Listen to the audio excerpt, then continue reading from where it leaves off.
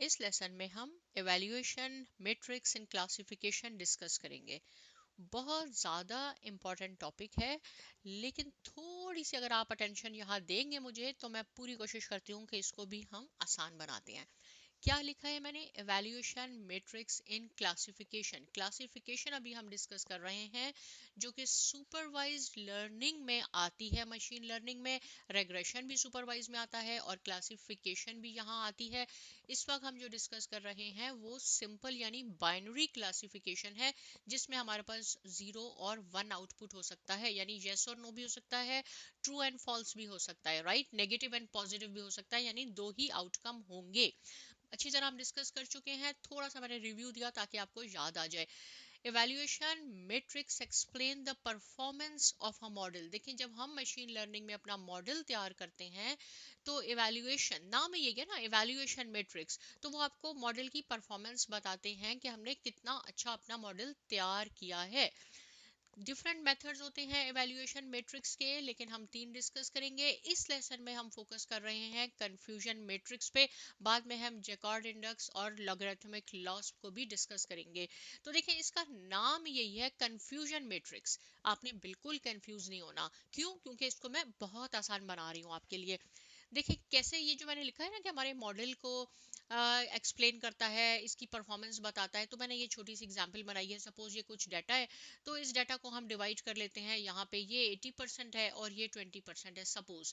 तो हम क्या करते हैं, 80% पे हम ट्रेनिंग करते हैं डाटा की और 20% पे टेस्ट करते हैं।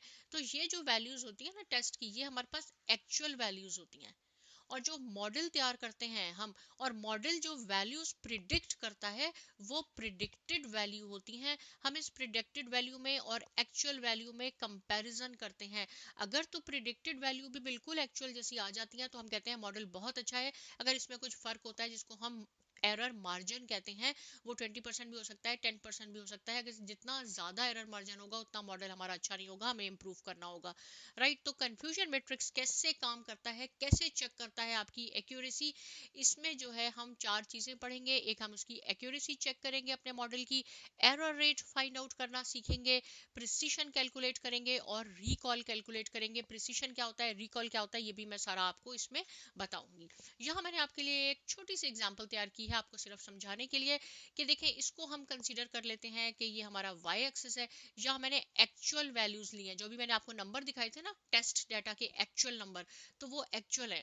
सपोज एक्चुअल ये हमारे पास है नो और यस, और यहाँ पे प्रिडिक्टेड है, इसमें भी नो और यस है। इसको हम इस तरह कर लेते हैं कि ये स्टूडेंट्स हैं, हमारे पास 200 स्टूडेंट्स हैं। आपसे मैं शुरू करती हूँ, राइट। आप कहते हैं कि मैं मैथ की फर्स्ट एग्जाम मैंने दिया, फर्स्ट अटेम्प्ट की, तो उसमें मैं नो, नो का मीनिंग है आप फेल हो जाएंगे, यस मीनिंग है आप पास हो जाएंगे, राइट। सेकंड अटेम्प्ट में आप कह रहे हैं कि मैं यस पास हो जाऊंगा। ये प्रिडिक्टेड जो है ना, इसको हम टीचर कंसीडर कर लेते हैं। टीचर ने आपको यहाँ पे नो किया है, यहाँ पे यस किया है। जो आपने यहाँ लिखा नो यस हमने यहाँ लिखा है, लेकिन इसको हम अप्लाई कैसे करेंगे, ये हमारे पास मैट्रिक्स बन गया। आप चाहे ना, अगर मैट्रिक्स को अगर समझने के लिए तो इसको ऐसे भी कर सकते हैं, क्योंकि मैट्रिक्स के सिंबल को नॉर्मली हम इसी तरह यूज करते हैं, लेकिन जरूरी नहीं है, सिर्फ आपको समझाने के लिए बता रही हूँ। अब आपने कहा है कि मैं मैथ में नो यानी पास नहीं हूं। टीचर के पास रिजल्ट है, टीचर ने भी यहाँ आपको कह दिया नो, कि आप पास नहीं है, राइट। तो क्या हुआ यहाँ पे, आपने यहाँ नो लिखना है, क्योंकि टीचर ने तो नो कह दिया ना। नो इस इट मींस नेगेटिव भी कह सकते हैं आप इसको, ये पी से पॉजिटिव, ये नेगेटिव। यहाँ मैंने इसको पास फेल भी मैं कर सकती थी, मैंने नो और यस कर दिया, आप चाहे तो इसको पास फेल कर ले, कोई ऐसा बड़ा मसला नहीं है। ये एन से नेगेटिव है, क्योंकि स्टूडेंट्स को प्रॉब्लम होती है ये टी एन एफ पी कहाँ से आया, एन। टीचर ने भी कह दिया नो, नेगेटिव, आप फेल हैं। जो यहाँ लिखा है ना नो, टीचर ने जो आपको नो कह दिया, आप उसको आंखें बंद करके यहाँ भी लिख लें, यहाँ भी लिख लें। ये नहीं सोचना कि अगले वाले में हम सोचेंगे यहाँ पॉजिटिव आएगा, नहीं। नो कह दिया, नो नो लिख लें। सिर्फ डिसीजन आपने इसमें लेना है कि ये टी कैसे लिखना है और ये एफ कैसे लिखना है। आपने यहाँ कहा था नो, मैं फेल हूं, नो। टीचर ने भी कह दिया नो, तो ये बात तो ट्रू हो गई ना, आपकी बात ट्रू हो गई, तो इसलिए यहाँ मैंने लिखा है ट्रू और ये नो। अब सेकंड पे आपने यहाँ कहा कि नहीं यस, मैं पास हूं, यस। टीचर ने क्या कहा, नो। राइट तो ये क्या बन गया, दोनों मिलके फॉल्स बन गया। अगर एक जैसे आ जाएंगे ना, दोनों नो नो हो गए या दोनों यस यस हो गए तो वो तो ट्रू में आ जाएगा। लेकिन अगर ऑपोजिट हो गए यस और नो तो वो फॉल्स में चला जाएगा। आपने कहा यस मैं पास हूँ, टीचर ने कहा नो आप फेल हैं, ये फॉल्स हो गया, इसलिए यहाँ एफ लिखा है। अब इस पे देख लेते हैं। यहां आपने कहा, अब फिर आप इसको देखें, आपने कहा नो, टीचर ने कहा यस। यहाँ जो भी टीचर कहेगा ना, yes means positive, positive result है आपका। आंखें बंद करके यहाँ भी पी लिख ले, यहाँ भी पी लिखे, नहीं बिल्कुल सोचेंगे यहाँ मैं फिर सिर्फ इन दोनों में डिसाइड करना है कि एफ और पी क्या है। टीचर ने कहा यस, आपने कहा नो, ये फॉल्स हो गया। राइट यहाँ टीचर ने कहा यस आप पास हैं, आप भी कह रहे हैं यस मैं पास हूँ, ट्रू हो गया। तो इसको आपने ऐसे पढ़ना है, पहले इसको और इसको देखना है, राइट फिर इसको और इसको देखना है, फिर आपने इस नो को इस यस के साथ देखना है, फिर इस यस को इस यस के साथ देखना है। सिंपल हो गया ना। यहाँ नो लिखा था, नो नो लिख लें, इन दोनों में फैसला करना है। अगर नो नो एक जैसे होंगे तो ट्रू होगा, ऑपोजिट होंगे तो फॉल्स होगा।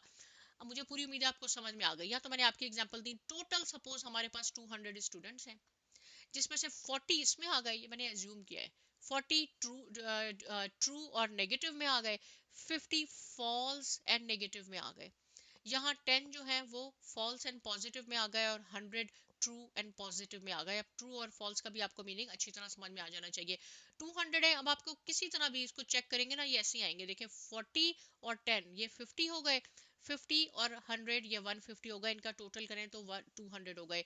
इस लाइन का टोटल करें, 50 और 40 90 हो गए, 100 और 10 110 हो गए, 90 और ये आपके पास 200 हो गए। ये ऐसे भी 200 हो गया, ये ऐसे भी 200 हो गया।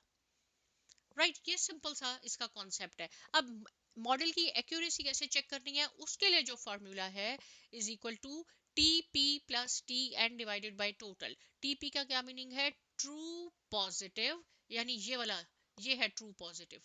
True positive plus true negative, और ट्रू नेगेटिव क्या है ये, डिवाइडेड बाय टोटल। अब आप कहेंगे ना अब ये तो हम याद रखना भूल जाएंगे, तो याद रखें दोनों में टी है, यानी ट्रू ट्रू है, इसमें कोई फॉल्स नहीं है। एक्यूरेसी देखने के लिए ट्रू ट्रू है, एक में पॉजिटिव लेना है एक में नेगेटिव लेना है, डिवाइडेड बाय टोटल। तो टी पी कितना था हमारे पास, टी पी 100 है, टी एन 40 है, 140 डिवाइडेड बाय 2, तो मॉडल की एक्यूरेसी हो गई 70%, 0.70। कितना सिंपल हो गया। एरर देखना है, सिंपल मेथड एरर का है, इसको देख के ही आपको अंदाजा हो जाएगा कि 30% एरर है। राइट क्योंकि अगर 70% आपकी एक्यूरेसी है तो 30% है, इसको 1 माइनस 0.70 तो भी आपके पास 30% ही आएगा। लेकिन आप कह रहे नहीं हमने तो फॉर्मूला लगाना है, कोई बात नहीं, तो आप लगा लें। ये है आपके पास एरर मार्जिन का फार्मूला, एरर रेट का formula, F P plus F N. यहाँ तो टी टी था ना, ट्रू ट्रू, एरर एक्यूरेसी के लिए एरर है तो इसके लिए फॉल्स फॉल्स, पी एन, यानी ये फॉल्स है 40, और आपके पास दूसरा है सॉरी 10, और आपके पास ये आ जाएगा 50, यस दिस और दिस। तो ये हमारे पास 30% आ गया। लेकिन यहाँ निकालेंगे ना खुद ही एरर का मालूम हो जाएगा, अगर ये 80% आ गया तो एरर 20% है। अब प्रिसीशन और रिकॉल, राइट प्रिसीशन क्या चीज होती है, आउट ऑफ ऑल प्रिडिक्शंस, ये जितनी भी प्रिडिक्शंस हमने की हैं, how many you got yes, how many you got right, how many you got P positive, तो ये हमारे पास प्रिडिक्शन है। देखिए ये पॉजिटिव है और ये पॉजिटिव है, तो हम लिखेंगे इसका फॉर्मूला क्या है, total sorry true positive, true positive हमारे पास है 100 डिवाइडेड बाय प्रिडिक्टेड यस कर ले। आप इसको ऐसे भी कर सकते हैं, predicted F P plus T P. अगर आप ये भूल जाएंगे ना तो आप लिख सकते हैं सिंपल प्रिडिक्टेड यस, ये प्रिडिक्टेड है और ये यस का कॉलम है, प्रिडिक्टेड यस जो कि 110 है, तो प्रिसीशन हो गई 90%। क्या है, आउट ऑफ ऑल प्रिडिक्शंस, जितनी भी आपके पास ये प्रिडिक्शंस हैं इसमें यस वाली प्रिडिक्शन कौन कितनी है, तो वो हमारे पास ये है प्रिडिक्टेड यस। और रिकॉल क्या है, दोनों का न्यूमरेटर सेम है, ट्रू पॉजिटिव 100 दोनों में, लेकिन इसमें प्रिडिक्टेड यस है, इसमें एक्चुअल यस है। एक्चुअल यस क्या हो जाएंगी, आप लिख सकते हैं यहाँ पे मैंने एक्चुअल यस लिख दिया ना, आप इसको false N F N plus T P भी लिख सकते हैं। तो यहाँ पे एक्चुअल है, इसको हमने किया तो 66। Out of all actuals how many you got right, how many you got yes. So ये लेना है आपने रिकॉल के लिए, ये लेना है आपने प्रिसीशन के लिए कि टोटल प्रिडिक्शन में से कितने यस हैं, टोटल एक्चुअल्स में से कितने यस हैं।